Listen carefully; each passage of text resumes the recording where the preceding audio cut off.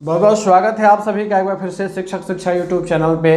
और आज के इस क्लास में हम लोग बीपीएससी पीआरटी प्रिपरेशन को लेकर के एक नए सेक्शन को शुरू करेंगे। और आज का हमारा सेक्शन होगा पर्यावरण अध्ययन का। और पर्यावरण अध्ययन में क्लास 5 से यह किताब पर्यावरण और हम, इस किताब से जितने भी इम्पोर्टेंट क्वेश्चन बन सकते थे उसे मैंने यहाँ पे तैयार किया है। और आज के इस क्लास में हम लोग इन्हीं प्रश्नों का विस्तृत अध्ययन करेंगे, डिटेल एनालिसिस करेंगे और समझेंगे कि किस प्रकार से अच्छे प्रश्न को तैयार किया जाता है और अच्छे प्रश्न आप कैसे तैयार कर सकते हैं। आप खुद भी सीख सकते हो, क्योंकि ये जो प्रश्न आप देखिएगा ये आपको कहीं दूसरी जगह नहीं मिलेंगे। और ऐसे प्रश्नों को तैयार करने के लिए काफ़ी ज़्यादा मेहनत की ज़रूरत पड़ती है। और लगातार यहाँ पर मैंने इसको स्टडी किया, उसके बाद सारे प्रश्न को खुद से तैयार किया है। और इन प्रश्नों को आप देखने के बाद निश्चित रूप से संतुष्ट हो जाइएगा और ऐसे प्रश्न आपको बीपीएससी के एग्जामिनेशन में देखने को मिलेंगे। तो शुरुआत करेंगे आज के क्लास का। आज के क्लास की ओर बढ़ेंगे और आज का हमारा क्लास शुरू हो उससे पहले मैं आप लोगों को थोड़ा सा बताना चाहूँगा कि आप हमारे व्हाट्सएप ग्रुप से जुड़ सकते हैं, आप हमारे टेलीग्राम चैनल से जुड़ सकते हैं, जहाँ आप लोगों को हमारे क्लासेस के PDF free of cost provide करवाए जाते हैं। ये सारे क्लासेस जो आप लोग देख चुके हैं इन सभी के PDF अवेलेबल हैं। अगर आपने अभी तक उन PDFs को डाउनलोड नहीं किया है तो आप वहां जाइए, हमारे टेलीग्राम चैनल से जुड़िए, वहां से आप सीधे सीधे हमारे सभी PDF को डाउनलोड कर सकते हैं। थोड़ा सा सिलेबस की भी चर्चा करेंगे, क्योंकि सिलेबस में देखिए पर्यावरण का सेक्शन रखा गया है और इससे उम्मीद है कि 10 सवाल पूछे जा सकते हैं। बाकी डिटेल सिलेबस को मैंने दूसरे वीडियोज़ में भी डिस्कस किया है, तो इस पर ज़्यादा टाइम नहीं लेंगे। जल्दी से चलिए पढ़ते हैं क्लासेस को की ओर और पहले सवाल को लेते हैं। लॉयड बॉटेनिकल गार्डन कहाँ स्थित है? लॉयड बॉटेनिकल गार्डन आपके ऑप्शंस हैं पटना, नाथुला, गंगटोक, दार्जिलिंग या फिर 5वां ऑप्शन। तो यहाँ पे इस सवाल का सही जवाब है option number 4 Darjeeling. Lloyd botanical garden Darjeeling में स्थित है। अब देखिए पटना से नाथुला, ये पहला चैप्टर है, पटना से नाथुला की यात्रा। और इस चैप्टर में बताया गया है पटना से नाथुला तक के यात्रा के दौरान अलग अलग शहरों पर, अलग अलग डेस्टिनेशंस पर जो भी यात्री हैं वो वहाँ पे उतरते हैं और वहाँ की सैर करते हैं। इसी क्रम में जो यात्रा कर रहे हैं वो सबसे पहले न्यू जलपाईगुड़ी स्टेशन पे उतरते हैं, वहाँ से फिर दार्जिलिंग जाते हैं और दार्जिलिंग में अलग अलग जगहों पे घूमते हैं, जिसमें से लॉयड बॉटेनिकल गार्डन है जो कि दार्जिलिंग में स्थित है। आप यहाँ पर लॉयड बॉटेनिकल गार्डन का चित्र देख सकते हैं। इसकी स्थापना सन 1878 ईस्वी में हुई थी। यहाँ पे ये गेट पर ही लिखा हुआ है एस्टेब्लिश्ड 1878 दार्जिलिंग। चलिए अगला सवाल देखेंगे। निम्न में से असत्य कथन की पहचान करें। यहाँ कौन सा कथन असत्य है इसको आपको ढूंढना है। पहला ऑप्शन है दार्जिलिंग पश्चिम बंगाल में है और यह सत्य कथन है, ठीक है, यह बिल्कुल सही है कि दार्जिलिंग पश्चिम बंगाल का एक हिस्सा है। दूसरा ऑप्शन है टाइगर हिल दार्जिलिंग में है, तो यह भी सही है, टाइगर हिल दार्जिलिंग में स्थित है। तीसरा है दार्जिलिंग चाय बागान के लिए प्रसिद्ध है। ये तो सभी को पता होगा कि दार्जिलिंग की चाय पूरे विश्व भर में प्रसिद्ध है, तो दार्जिलिंग चाय बागान के लिए प्रसिद्ध है, यह बिल्कुल सही ऑप्शन है। चौथा ऑप्शन है कि दार्जिलिंग में कोई म्यूजियम यानी कि अजायब घर नहीं है और यही कथन गलत है, असत्य है, क्योंकि देखिए दार्जिलिंग में 2 या 3 म्यूजियम अवस्थित हैं। तो यहाँ पर चौथा ऑप्शन हमारा सही हो जाएगा क्योंकि यह असत्य है। और आप यहाँ जैसा कि चित्रों में देख सकते हैं ये आपका बंगाल नेचुरल हिस्ट्री म्यूजियम है और ये आपका घूम म्यूजियम है। चलिए अगला सवाल लेते हैं। सत्य कथन या कथनों को चुनिए। पहला है कि सन 1947 ईस्वी में तेंजिंग नोर्गे एवं सर एडमंड हिलेरी ने माउंट एवरेस्ट पर चढ़ाई की थी।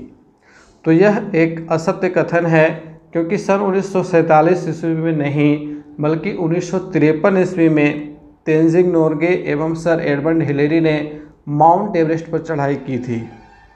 दूसरा है तेंजिंग नोरगे का जन्म नेपाल में हुआ था। यह कथन भी असत्य है। तेंजिंग नोरगे का जन्म नेपाल में नहीं हुआ था। तीसरा है माउंट एवरेस्ट की ऊंचाई 8,848 मीटर है। यह सत्य कथन है। माउंट एवरेस्ट की ऊंचाई 8,848 मीटर है और यह दुनिया की सबसे ऊंची चोटी है। चौथा है हिमालय पर्वतारोहण संस्थान की स्थापना नाथुला में 1954 ईस्वी में की गई थी। अब ये देखिए सवाल का स्टैंडर्ड कैसे टफ हो गया है ना। सवाल का स्टैंडर्ड इस तरह से तैयार किया गया है कि ये सवाल आसान होते हुए भी टफ हो गया है।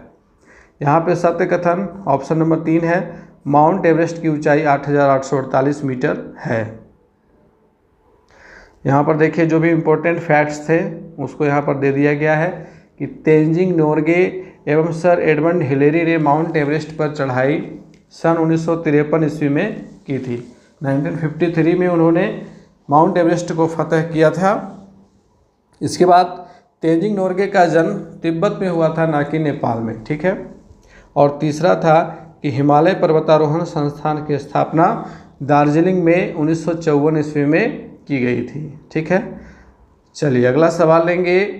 दार्जिलिंग में सिरदार किन्हें कहा जाता है? ऑप्शंस हैं सिखों को, पर्वतों पर चढ़ने में कुशल गाइड को, पर्वतारोहियों को, या फिर चौथा मार्शल आर्ट प्रशिक्षकों को। तो सिरदार कहा जाता है पर्वतों पर चढ़ने में कुशल गाइड को। ठीक है। वहाँ बहुत सारे गाइड होते हैं जो पर्वतों पर चढ़ने में कुशल होते हैं और जो वहाँ पर एडवेंचर के दृष्टिकोण से यात्री जाते हैं वो उन गाइडों की सहायता लेते हैं। ठीक है। और ये देखिए तेंजिंग नोरगे जी का ये चित्र है और उनको भी सिरदार की उपाधि दी गई थी क्योंकि एक बार उन्होंने अपने एक साथी को पहाड़ पर वे घायल हो गए थे और वहाँ से उन्हें सकुशल मेडिकल कैंप तक पहुँचाया था उन्होंने। आइए अगले सवाल को देखते हैं। हाल फिलहाल ही बिहार की किस महिला ने माउंट एवरेस्ट की चोटी पर विजय प्राप्त की? ये आपके इसी बुक से सवाल लिया गया है। ऑप्शंस आपके हैं निरुपमा अग्रवाल, अरुणिमा सिन्हा, संतोष यादव, बछेंद्री पाल। तो इसका सही ऑप्शन नंबर 1 है, निरुपमा अग्रवाल। ठीक है, याद रखेंगे इस चीज़ को। अगला सवाल है गंगटोक के संदर्भ में सत्य कथनों की पहचान करें। पहला है यह समुद्र तल से लगभग 6000 फीट की ऊंचाई पर स्थित है। दूसरा है यह पहाड़ों के ढलानों पर विभिन्न स्तरों को काटकर बसाया गया शहर है। तीसरा आपका कथन है रूमटेक मॉनेस्ट्री करमापा गंगटोक में स्थित है। और चौथा है गंगटोक के दक्षिण पूर्व में नाथुला दर्रा है। अभी ऑप्शंस आपके हैं ए, सी और डी, बी, सी और डी, ए, बी और सी, ए और सी, या फिर पांचवा ऑप्शन। अब ऐसे प्रश्न में पांचवें ऑप्शन का कोई स्थान ही नहीं है। इन 4 ऑप्शन में से ही एक सही होगा। ठीक है। तो यहाँ देखिए गंगटोक के संदर्भ में जो इम्पोर्टेंट फैक्ट्स बुक के अंदर दिए गए हैं वहाँ से इस सवाल को तैयार किया गया है। पहला कथन कि यह समुद्र तल से लगभग 6000 फीट की ऊंचाई पर स्थित है, ये बिल्कुल सही है। दूसरा कथन कि यह पहाड़ों के ढलानों पर विभिन्न स्तरों को काटकर बसाया गया शहर है, ये भी सही है। और तीसरा रूमटेक मॉनेस्ट्री करमापा, ये बौद्ध धर्म का एक मठ है, यह भी गंगटोक में स्थित है, ये भी सही है। और चौथा कथन कि गंगटोक के दक्षिण पूर्व में नाथुला दर्रा है, ये गलत है। दक्षिण पूर्व में नहीं बल्कि उत्तर पूर्व में नाथुला दर्रा अवस्थित है। ठीक है। गंगटोक से 52 किलोमीटर उत्तर पूर्व दिशा में नाथुला दर्रा स्थित है। तो यहाँ पर ए, बी और सी, तीसरा ऑप्शन सही है। ये 3 कथन सत्य हैं। अगला सवाल लेते हैं। नाथुला का रास्ता प्राचीन काल में किस नाम से जाना जाता था? ऑप्शंस है स्वर्ग की सीढ़ी, मुक्ति का मार्ग, सिल्क रूट, या फिर डोर टू चाइना। तो इसका सही आंसर है ऑप्शन नंबर 3, सिल्क रूट। रेशम मार्ग से यह रास्ता प्रसिद्ध था। ठीक है। और रेशम का मार्ग चीन से होते हुए नाथुला दर्रा से ये भारत में चीनी यात्री आते थे, ठीक है, और यहाँ व्यापार करते थे। तो सिल्क रूट के नाम से नाथुला का रास्ता प्राचीन काल में जाना जाता था। चलिए अगला सवाल लेंगे, नाथुला की समुद्र तल से ऊंचाई कितनी है? लगभग 14,500 फीट या फिर लगभग 14,500 मीटर, लगभग 6,000 फीट या लगभग 6,000 मीटर। तो इसका सही आंसर है ऑप्शन नंबर 1। नाथुला की समुद्र तल से ऊंचाई लगभग 14,500 फीट है, ठीक है। यानी कि देखिए, गंगटोक की समुद्र तल से ऊंचाई है 6,000 फीट और नाथुला की ऊंचाई 14,500 फीट है। यानी कि गंगटोक से नाथुला 8,500 फीट ऊंचा है। तो बहुत ज़्यादा ऊंचाई पर नाथुला स्थित है। नेक्स्ट क्वेश्चन है, गतका क्या है? गतका एक प्रकार का व्यंजन है, मार्शल आर्ट है, सिखों का एक पर्व है, एक प्रकार का योग है, या फिर पांचवा ऑप्शन।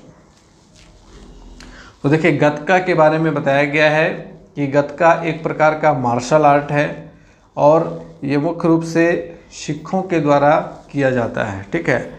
एक प्रकार का यह मार्शल आर्ट ही है, ठीक है। गतका एक मार्शल आर्ट का प्रकार है। इस प्रकार से गतका खेला जाता है। यहाँ पर यह चित्र आप देख सकते हैं। अगला सवाल है, जैन धर्म के 24वें तीर्थंकर कौन है? ऑप्शन है महात्मा बुद्ध, गुरु गोविंद सिंह, वर्धमान महावीर, भगवान पारसनाथ। तो इसका सही आंसर है वर्धमान महावीर। महात्मा बुद्ध तो बौद्ध धर्म के संस्थापक थे, गुरु गोविंद सिंह सिखों के 10वें गुरु थे, वर्धमान महावीर जैन धर्म के 24वें तीर्थंकर हैं, भगवान पार्श्वनाथ ये जैन धर्म के 23वें तीर्थंकर हैं, ठीक है। तो तीसरा ऑप्शन हमारा यहाँ पे सही है।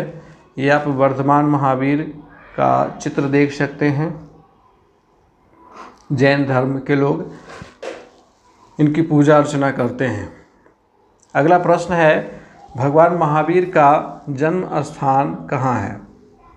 लुम्बिनी, लछवाड़, सारनाथ, पावापुरी। तो इसके संदर्भ में कंट्रोडिक्शन थोड़ा सा है, लेकिन अभी तक जो माना गया है, लछवाड़ में भगवान महावीर का जन्म स्थान माना गया है और लछवाड़ में एक प्राचीन मंदिर भी है, ठीक है। आप इस प्रकार से इस चित्र में देख सकते हैं। लछवाड़ में एक बहुत ही प्राचीन मंदिर है और यहीं पे जैन धर्म के 24वें तीर्थंकर भगवान महावीर का जन्म स्थान माना जाता है। चलिए अगला सवाल है, निम्न में से कौन चटक कर बिखरने वाले बीज हैं? बीजों के अलग अलग प्रकार हैं। कुछ बीज जो है वो चटक कर दूर बिखर जाते हैं, कुछ बीज हवा से दूर बिखर जाते हैं, कुछ बीजों को पक्षी के द्वारा एक स्थान से दूसरे स्थान तक ले जाया जाता है, ठीक है। तो बीजों का इधर से उधर जाना इस चैप्टर से ये सवाल है। तो निम्न में से कौन चटक कर बिखरने वाले बीज हैं? ऑप्शन आपके हैं गुलमेहंदी के बीज, पीपल के बीज, बरगद के बीज, अमरूद के बीज। तो आप आसानी से इसका अंदाज़ा लगा सकते हैं, क्योंकि पीपल का बीज चटक कर बिखरता नहीं है, बरगद के बीज भी चटक कर बिखरते नहीं हैं, अमरूद का बीज तो उसके अंदर ही पैक रहता है, बिखरता नहीं है। तो यहाँ पर सही आप ऑप्शन जो है वो पहला है, गुलमेहंदी के बीज, ठीक है। गुलमेहंदी के बीज जो है वो इसके फल जब पक जाते हैं तो यह इतना तेज़ी से फूटता है कि इसके बीज चटक कर काफ़ी दूर चले जाते हैं, ठीक है। एक और बीज आप लोगों ने देखा होगा, अरंड का बीज, ठीक है, वह भी चटक कर दूर बिखरता है। अगला सवाल है, इनमें से किसके बीज हवा में उड़ कर के बिखरते हैं? तो हवा में उड़ कर के बिखरने वाले बीज कौन से होंगे? कमल तो पानी में है, कुमुदनी भी पानी में है, कपास सही ऑप्शन है, सरसों गलत। तो तीसरा ऑप्शन कपास सही है। कपास के जो बीज होते हैं, क्योंकि कपास के पौधे से ही रुई प्राप्त होता है, वह रुई जैसा फल उसका होता है और जब वो पक कर के फट जाता है तो उसके रेशे जो है वो हवा में उड़ जाते हैं उसके बीज को लेकर के, और ये एक स्थान से दूसरे स्थान तक चले जाते हैं, चलिए अगला सवाल लेंगे। एक पुराने भवन की दीवार पर पीपल का पौधा उगाया है, आपके विचार से पीपल का बीज वहाँ कैसे पहुँचा होगा? ऑप्शन है हवा में उड़ कर के, किसी ने वहाँ पौधा लगा दिया होगा, अपने आप उगाया होगा, या फिर पक्षियों के बीट यानी मल से पीपल का बीज वहाँ गिरा होगा। तो इसका सही आंसर क्या हो जाएगा? देखिए पहला ऑप्शन है हवा में उड़ कर के, तो पीपल का बीज चटक कर के दूर जाने वाला बीज है नहीं, तो ये गलत हो गया। किसी ने वहाँ पौधा लगाया होगा, तो किसी पुराने भवन की दीवार पर कोई पौधा क्यों लगाएगा? ठीक है, तो ये भी गलत है। अपने आप उगाया होगा, अब अपने आप तो उगेगा नहीं जब तक कि बीज वहाँ किसी भी प्रकार से पहुँचेगा नहीं। ठीक है, तो तीसरा ऑप्शन भी गलत है। चौथा सही है कि पक्षियों के बीट यानी कि मल से पीपल का बीज वहाँ गिरा होगा और वहीं पे वो जन्म ले लिया। ठीक है, चलिए अगला सवाल लेंगे। पौधों को सुखा करके नमूने के रूप में सहेज कर रखना क्या कहलाता है? आपके ऑप्शन है एक्वेरियम, हर्बेरियम, प्लांटेनियम, फोटो एल्बम। तो इसका सही आंसर होगा हर्बेरियम, ऑप्शन नंबर 2 हर्बेरियम। ठीक है, तो हर्बेरियम में क्या किया जाता है कि पौधों के छोटे छोटे हिस्से को हूबहू ले करके उसको कागज़ के या पेपर के तह के अंदर रख दिया जाता है और फिर उसको किसी वजनदार चीज़ से दबा दिया जाता है। ठीक है, और यह उसी प्रकार से उसी रूप में अपने ओरिजिनल फॉर्म में उसी कागज़ में दब करके रह जाता है और यह नमूना जो है वो हर्बेरियम कहलाता है। आप यहाँ पर हर्बेरियम के कुछ चित्र देख सकते हो। इस प्रकार से हर्बेरियम तैयार किया जाता है। आप यहाँ पर देखिए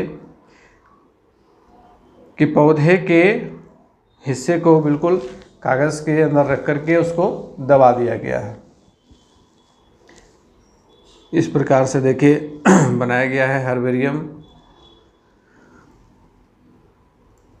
चलिए अगला सवाल लेंगे, लेकिन उससे पहले अगर आपको हमारा यह क्लास अच्छा लग रहा है, पसंद आ रहा है, तो लाइक ज़रूर कीजिएगा, अपने अधिक से अधिक साथियों तक शेयर ज़रूर कीजिएगा। क्योंकि देखिए आजकल बीपीएससी पीआरटी को लेकर के बहुत सारे ऐसे वीडियोज़ आए हैं जिसका कोई मतलब है नहीं, जिसमें ऐसे ऐसे वाहियात चीज़ें कही गई हैं जिसका कोई मतलब नहीं है, और लोग उसी को ज़्यादा देख रहे हैं, वॉच कर रहे हैं, क्लासेस को बहुत कम देख रहे हैं। तो ये कहीं ना कहीं आपकी तैयारी को प्रभावित करेगा। तो यहाँ पे आपको अपना फोकस अपने तैयारी पे बनाए रखना है, क्योंकि समय बहुत कम है और इतने कम समय में अच्छी तैयारी के लिए आपको ऑथेंटिक सवालों को देखना होगा, ऑथेंटिक मटेरियल को पढ़ना होगा। ठीक है, तो इसीलिए हमारे क्लासेस में सारे ऑथेंटिक चीज़ें आपको देखने को मिलती हैं। और अपने अधिक से अधिक साथियों तक शेयर जरूर कीजिएगा क्लास को, ताकि उन सभी को भी इसका लाभ मिल सके। अगला सवाल आ चुका है, नालंदा के संदर्भ में सत्य कथनों की पहचान करें। अब देखिए नालंदा विश्वविद्यालय के बारे में किताब में बताया गया है और नालंदा विश्वविद्यालय से संबंधित सत्य कथन की पहचान यहाँ पे करनी है।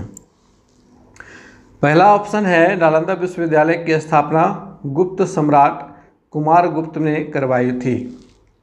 दूसरा है नालंदा विश्वविद्यालय की स्थापना 5वीं शताब्दी में हुई थी। तीसरा है नालंदा विश्वविद्यालय में 10,000 से अधिक छात्र और लगभग 2,000 शिक्षक थे। चौथा है नालंदा में केवल बौद्ध भिक्षुओं को प्रवेश दिया जाता था। अब ये देखिए स्पष्ट रूप से चौथा कथन जो है वो असत्य है।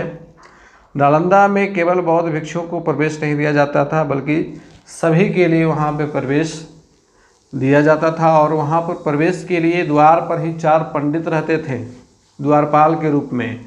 और सबसे पहला एग्जामिनेशन, सबसे पहली जो प्रवेश परीक्षा है वो चारों विद्वान ले लेते थे। वहाँ से जो बच्चे उनका सवाल का जवाब दे देते थे उन्हें ही अंदर जाने की अनुमति मिलती थी। और वहाँ से एंट्री का मतलब होता था कि उस छात्र को उस विश्वविद्यालय में प्रवेश मिल गया है। और जिन बच्चों को वहाँ से वापस लौटा दिया जाता था, इसका मतलब था कि अब उनको वहाँ प्रवेश नहीं मिलेगा। तो वहाँ पे सिस्टम ही था इस प्रकार से कि नालंदा विश्वविद्यालय के द्वार पर ही 4 विद्वान पहरेदार के रूप में रहते थे। और जो भी छात्र वहाँ आते थे पहले उन्हीं से उनका एग्जामिनेशन हो जाया करता था। तो चौथा कथन गलत है और बाकी सारे कथन जो हैं वो सही हैं। नालंदा विश्वविद्यालय की स्थापना गुप्त सम्राट कुमार गुप्त ने करवाई थी और इसकी स्थापना जो है वो 5वीं शताब्दी में हुई थी। और नालंदा विश्वविद्यालय में लगभग 10,000 से अधिक छात्र पढ़ते थे और उनको पढ़ाने के लिए 2,000 से अधिक शिक्षक थे। तो 3 ऑप्शन जब सही होगा तो आपको चुनना है 5वां ऑप्शन। इनमें से एक से अधिक ऑप्शन जो है, विकल्प जो हैं वो सत्य हैं, तो 5वां ऑप्शन को चुनेंगे। यहाँ पर देखिए दिया हुआ है, नोट पॉइंट मैंने यहाँ पे डाल दिया है कि ये तीनों कथन जो है वो सत्य हैं। अगला सवाल है, नालंदा विश्वविद्यालय में पुस्तकालय का क्षेत्र क्या कहलाता था? जो पुस्तकालय क्षेत्र था, बहुत बड़ा पुस्तकालय था, और यह पुस्तकालय का जो क्षेत्र था वो क्या कहलाता था, ये सवाल आपके सामने है। ऑप्शन है धर्मगंज अध्ययन केंद्र, पुस्तक निधि, ज्ञान निधि, या फिर 5वां ऑप्शन। यहाँ याद रखिएगा, नालंदा विश्वविद्यालय में पुस्तकालय का क्षेत्र धर्मगंज कहलाता था। ठीक है, ये देखिए नालंदा विश्वविद्यालय के पुस्तकालय का चित्र, ये काल्पनिक चित्र है जिसे तैयार किया गया है। बहुत बड़े बड़े पुस्तकालय थे। चलिए अगला सवाल लेंगे, प्राचीन मगध की राजधानी कहाँ थी? प्राचीन मगध, ऑप्शंस हैं बोधगया, गिरिब्रज, पाटलिपुत्रा, विक्रमशिला, या फिर 5वां ऑप्शन। तो प्राचीन मगध की राजधानी गिरिब्रज थी। गिरिब्रज को आज के समय में हम लोग राजगीर के नाम से जानते हैं। राजगीर में ही जरासंध का अखाड़ा है। ठीक है, और साथ ही बौद्ध स्तूप भी है। अगला सवाल, विश्व का सबसे ऊंचा तथा बड़ा बौद्ध स्तूप कहाँ है? ऑप्शंस आपका है सांची का स्तूप मध्य प्रदेश, जावा का स्तूप इंडोनेशिया, केसरिया का स्तूप मोतिहारी बिहार, या फिर राजगीर का स्तूप नालंदा बिहार। तो इसका सही ऑप्शन है ऑप्शन नंबर 3, केसरिया का स्तूप, जो कि मोतिहारी में खुदाई के दौरान प्राप्त हुआ है। ये बिहार में अवस्थित है। यहाँ पर देखिए इसका इम्पोर्टेंट फैक्ट दे दिया गया है। 1998 ईस्वी में पुरातत्व विभाग के द्वारा केसरिया यानी मोतिहारी बिहार में उत्खनन के बाद दुनिया का सबसे ऊंचा और बड़ा बौद्ध स्तूप मिला। इसकी ऊंचाई 104 फीट है। ठीक है, ये बौद्ध स्तूप जो है खुदाई के दौरान मिला है। बिल्कुल यहाँ पर खुदाई करके इसको धरती के अंदर से निकाला गया है। अगला सवाल देखिए, बिहार में जल मंदिर कहाँ स्थित है? तो बिहार में जल मंदिर पावापुरी में स्थित है। ठीक है, पावापुरी में स्थित है और यहीं पर भगवान महावीर का निर्वाण स्थल माना जाता है। ठीक है, पावापुरी में ही भगवान महावीर का निर्माण स्थल है और उन्हीं की याद में वहीं की समाधि स्थल के रूप में जल मंदिर का निर्माण कराया गया था। और यह जल मंदिर तालाब के बीचों बीच है, जैसा कि आप यहाँ पर इस चित्र में देख सकते हैं। ये तालाब के बीचों बीच में यह जल मंदिर अवस्थित है और यहाँ तक पहुँचने के लिए एक पुल बनाया गया है जिसके द्वारा आप यहाँ पर पहुँच सकते हैं। चलिए अगला सवाल लेंगे, बिहार में देव सूर्य मंदिर कहाँ स्थित है? देव सूर्य मंदिर कहाँ स्थित है? ऑप्शंस हैं पावापुरी, औरंगाबाद, वैशाली, बोधगया। तो इसका सही ऑप्शन नंबर 2 है। यह औरंगाबाद में स्थित है। ठीक है, और औरंगाबाद बिहार में स्थित है। एक ऑप्शन अगर आपका औरंगाबाद महाराष्ट्र वाला दे दे तो वो गलत होगा। ठीक है, याद रखेंगे, क्योंकि औरंगाबाद महाराष्ट्र में भी है और बिहार में भी है। तो औरंगाबाद बिहार में देव सूर्य मंदिर स्थित है। ठीक है, याद रखिएगा इस चीज़ को। और ये रहा देव सूर्य मंदिर का चित्र जो कि औरंगाबाद में स्थित है। अगला सवाल है, निम्न में से कौन खाद्य परिरक्षण की एक विधि नहीं है? खाद्य परिरक्षण का मतलब होता है कि किसी भी खाद्य पदार्थ को लंबे समय तक उपयोग के लिए सुरक्षित करके रखना। तो खाद्य परिरक्षण यानी कि इंग्लिश में अगर बोले तो फूड प्रिजर्वेशन, जैसे कि पौष्टिरीकरण, निर्जलीकरण, ठीक है, मुरब्बा या अचार बनाना, ये सारे खाद्य परिरक्षण की विधियां हैं। ठीक है, लेकिन भोजन को ढक करके रखने से केवल खाद्य परिरक्षण वहाँ पे नहीं होगा। अगर हम दही को या दूध को ढक कर के रखें तो कितना दिन तक वो सही रख सकता है, ठीक है। चावल को, रोटी वगैरह को तो एक ज़्यादा से ज़्यादा 24 घंटे वो अच्छा रहेगा, उसके बाद तो फिर उसको ख़राब हो जाना है। तो खाद्य परिरक्षण की विधि में हम लोग क्या करते हैं, निर्जलीकरण कर देते हैं।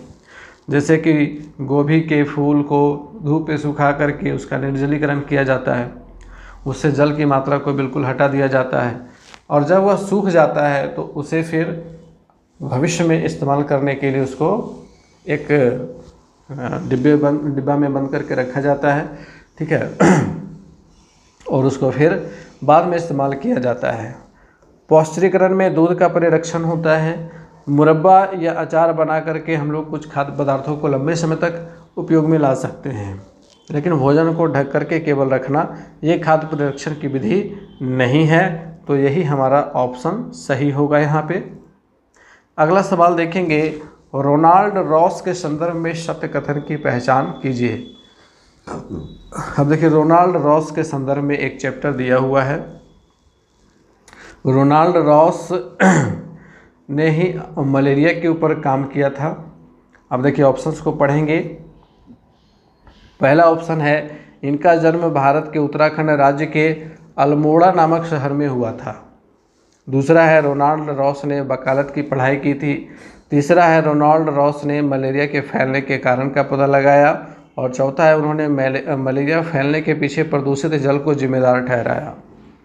अब इनमें से कौन कौन सही ऑप्शन है?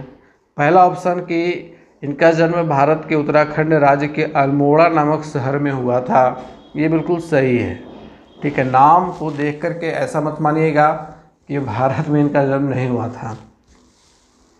इनका जन्म भारत के उत्तराखंड राज्य के अल्मोड़ा नामक शहर में हुआ था।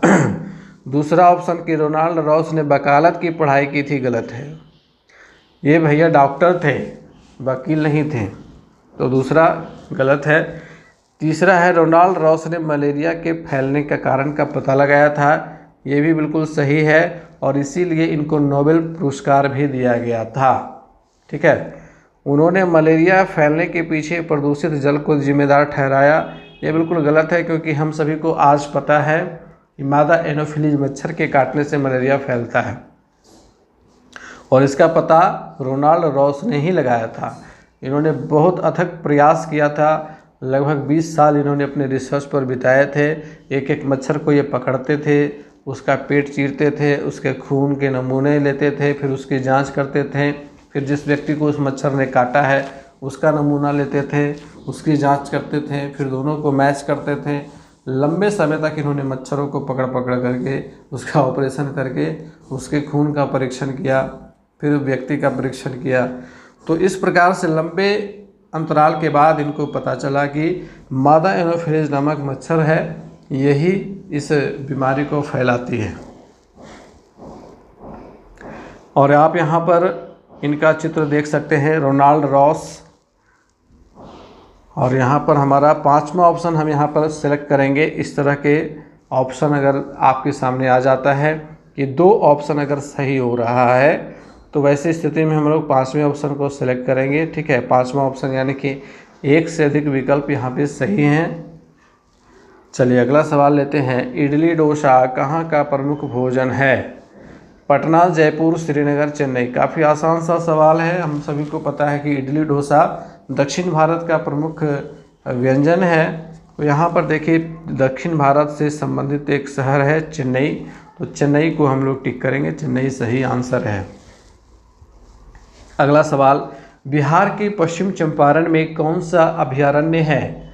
अभयारण्य यानी कि सरकार के द्वारा आरक्षित किया गया जंगल, ठीक है, जहाँ शिकार करना या पेड़ों की कटाई करना सख्त रूप से मना रहता है। ऑप्शंस हैं वाल्मीकि राष्ट्रीय उद्यान, गौतम बुद्ध अभयारण्य, भीम बांध अभयारण्य, कैमूर अभयारण्य, या फिर 5वां ऑप्शन। तो देखिए, बिहार के पश्चिम चंपारण में वाल्मीकि राष्ट्रीय उद्यान स्थित है, याद रखेंगे इस चीज़ को। और ये देखिए, वाल्मीकि व्याघ्र परियोजना पश्चिम चंपारण में है। और इस प्रकार से आप जब वहाँ जाइएगा घूमने के लिए, तो ये आपका बोर्ड जो है लगा हुआ मिल जाएगा। राजस्थान की एक प्रमुख जनजाति कौन सी है? संथाल, खासी, नट, विश्नोई या फिर पांचवा ऑप्शन। तो इसका सही आंसर है चौथा ऑप्शन विश्नोई। और विश्नोई जो प्रजाति जनजाति है राजस्थान की, यह पेड़ पौधों के संरक्षण के लिए जानी जाती है। ठीक है, चलिए अगला सवाल लेंगे। उससे पहले अगर आपको हमारा प्रयास अच्छा लग रहा है, सवाल अच्छे लग रहे हैं, तो निश्चित रूप से लाइक बटन पर क्लिक कीजिएगा और अपने अधिक से अधिक साथियों तक शेयर जरूर कीजिएगा। अगला सवाल लेंगे, विश्व विकलांगता दिवस कब मनाया जाता है? विश्व विकलांगता दिवस कब मनाया जाता है? यह सवाल भी इसी बुक से लिया गया है। ऑप्शन आपके सामने है 3 दिसंबर, 12 दिसंबर, 18 अक्टूबर, 3 सितंबर या फिर पाँचवा ऑप्शन। इसका सही आंसर है ऑप्शन नंबर 1, 3 दिसंबर। 3 दिसंबर को ही विश्व विकलांगता दिवस मनाया जाता है। International day of persons with disabilities, ये 3 दिसंबर को मनाया जाता है और ये इसका लोगो है। आइए अगला सवाल लेते हैं। नेत्रहीन बच्चों के पढ़ने के लिए किस युक्ति का उपयोग किया जाता है? नेत्रहीन बच्चों के पढ़ने के लिए बहुत ही आसान सा सवाल है, क्योंकि ये सवाल आपको अधिकांश एग्जामिनेशन में देखने को मिला होगा। टेक्स्ट रीडर गलत ऑप्शन, प्रोजेक्टर गलत ऑप्शन, स्मार्ट क्लास गलत ऑप्शन, ब्रेल लिपि सही ऑप्शन है। ब्रेल लिपि यानी कि लुइस ब्रेल के द्वारा डेवलप किया गया नेत्रहीन व्यक्तियों को पढ़ने के लिए, जिस पर 6 डॉट्स होते हैं, जैसे यहाँ पर आप देख रहे हैं 6 डॉट है और इसमें से ऊपर वाला जो पहला डॉट है इसमें उभार किया जाता है और ये उभरा हुआ रहता है। जो नेत्रहीन व्यक्ति होते हैं वो अपने उंगलियों से छू करके पता करते हैं और ये पहला उभार देखते हैं तो उसको समझते हैं कि ये ए लिखा हुआ है। ठीक है, उसी प्रकार से 2 उभार लेफ़्ट साइड के हैं तो वहाँ पर बी समझा जाता है और अपर दोनों डॉट जो है वो उभरे हुए रहेंगे तो सी समझा जाएगा। ठीक है, इस प्रकार से डी है, ई है, एफ है, जी है, जेड तक के इस प्रकार से मॉडल बनाए गए हैं और इसी अनुसार से उनके जो लेटर का डिमॉन्स्ट्रेशन किया जाता है, फिर उसके अनुसार से वर्ड्स क्रिएट किए जाते हैं। तो सारा कुछ वो स्पर्श करके ही पढ़ते हैं। चलिए अगला सवाल लेंगे। सौर कुकर की दीवारें और पेंदी किस रंग से पुती होती हैं? उन्हें किस रंग से कलई किया जाता है? ऑप्शंस आपके हैं उजला, काला, लाल, बैगनी या फिर पांचवा ऑप्शन। तो देखिए, सौर कुकर का मतलब है कि ऐसा कुकर जिसमें सौर यानी कि सूरज की ऊर्जा, सूरज के प्रकाश किरणों के द्वारा भोजन जो है वो पकता है। ठीक है, तो सौर कुकर में जो दीवारें और पेंदी होंगी उन्हें काले कलर से, काले रंग से पोता जाता है, उनकी पुताई की जाती है ताकि वो ज़्यादा से ज़्यादा हीट को एब्जॉर्ब करें। ठीक है, चलिए अगला सवाल लेंगे। बिहार के किस गांव में बेटी के जन्म पर 10 पौधों को लगाने की परंपरा है? एक बहुत अच्छी परंपरा, जैसा कि अमूमन देखा जाता है लोग बेटियों के जन्म पर खुशियां नहीं मनाते हैं। ठीक है, लेकिन इस गांव में, बिहार का यह गांव, जब भी इनके घर में किसी बेटी का जन्म होता है तो उस अवसर पर ये लोग खुशियां मनाते हैं, 10 पौधों को लगाते हैं। वह गांव कौन सा है? ऑप्शंस आपके हैं दरहरा, सीतारामपुर, सूर्यगढ़ा यहाँ पर लिखा हुआ है और चौथा ऑप्शन है लछुआड़। तो इसका सही ऑप्शन है धरहरा। धरहरा जो है आपका, ये भागलपुर ज़िले के गोपालपुर प्रखंड में एक छोटा सा बसा हुआ गांव है। ठीक है, आप यहां पर जाइएगा तो इस प्रकार से आपको बोर्ड लगा हुआ दिख जाएगा, विश्व विख्यात आदर्श ग्राम धरहरा में आपका हार्दिक स्वागत है। ठीक है, और वहां पर जब भी किन्हीं के घर में बेटी का जन्म होता है तो इस अवसर पर वे पेड़ लगाते हैं। अगला सवाल है। एक बच्चे की तबीयत खराब है, उसने अपने लक्षण बताए। शुरू में मुझे ठंड लगी और कपकपी आई, सिर दर्द भी हुआ, फिर तेज बुखार चढ़ा, कुछ समय के बाद पसीना आया और बुखार कम हुआ। उस बच्चे को निम्न में से कौन सी बीमारी होने की संभावना है? आपके ऑप्शंस हैं चिकन पॉक्स, पीलिया, मलेरिया या फिर हैजा। तो देखिए, चिकन पॉक्स में तो शरीर पर दाने हो जाएंगे। ठीक है, तो ये ऑप्शन गलत हो गया। पीलिया में शरीर पीला पड़ जाएगा। ठीक है। पेशाब का रंग पीला पड़ जाएगा, आँखों का रंग पीला पड़ जाएगा, हथेलियों का रंग पीला पड़ जाएगा, तो दूसरा ऑप्शन ही गलत है। तीसरा ऑप्शन सही है। मलेरिया का यह लक्षण है कि जब कपकपी लग करके बुखार आती है काफ़ी ज़्यादा सिर दर्द होता है, तो वह मलेरिया का लक्षण माना जाता है। हैजा में बहुत ज़्यादा मात्रा में लैट्रिन होने लगता है लोगों को, ठीक है। तो यहाँ पर तीसरा ऑप्शन सही है। अगला सवाल है, मलेरिया के संदर्भ में कौन सा कथन असत्य है, गलत है? पहला ऑप्शन है मलेरिया एक संक्रामक बीमारी है। तो मलेरिया एक संक्रामक बीमारी है क्योंकि यह मच्छरों के काटने से फैलता है। एक स्वस्थ व्यक्ति को अगर एक संक्रमित मादा एनोफिलीज मच्छर काट लेती है तो यह उस व्यक्ति में भी फैल जाएगा, हो जाएगा। तो मलेरिया को एक संक्रामक बीमारी माना गया है। यह मादा एनोफिलीज मच्छर के काटने से फैलता है, बिल्कुल सही कथन है। तीसरा है मलेरिया की जांच के लिए विडाल टेस्ट करवाया जाता है। चौथा है मलेरिया के फैलने के कारणों का पता रोनाल्ड रॉस ने लगाया। ये भी बिल्कुल सही कथन है। तो बच गया तीसरा कथन जो कि गलत है। देखिए, मलेरिया की जांच के लिए विडाल टेस्ट नहीं करवाया जाता है। विडाल टेस्ट टाइफाइड की जांच करवाने के लिए करवाया जाता है, ठीक है। विडाल टेस्ट टाइफाइड की जांच के लिए करवाया जाता है। इस चीज़ को नोट कर लीजिएगा आप लोग, ठीक है। टाइफाइड की जांच करवाने के लिए विडाल टेस्ट करवाया जाता है। तो तीसरा कथन यहाँ पे असत्य है। और इसी के साथ आज का हमारा सेशन यहाँ पे होता है समाप्त। क्लास 5 के EVS बुक से जितने भी इम्पोर्टेंट टॉपिक्स मुझे मिले, जिसे मुझे पढ़ कर के लगा कि इससे सवाल पूछे जा सकते हैं, उन्हीं टॉपिक्स को मैंने यहाँ पे शामिल किया था। आप लोगों को क्लास कैसा लगा कमेंट करके ज़रूर बताइएगा। मिलते हैं फिर से नेक्स्ट क्लास में, तब तक के लिए गुड बाय, टेक केयर।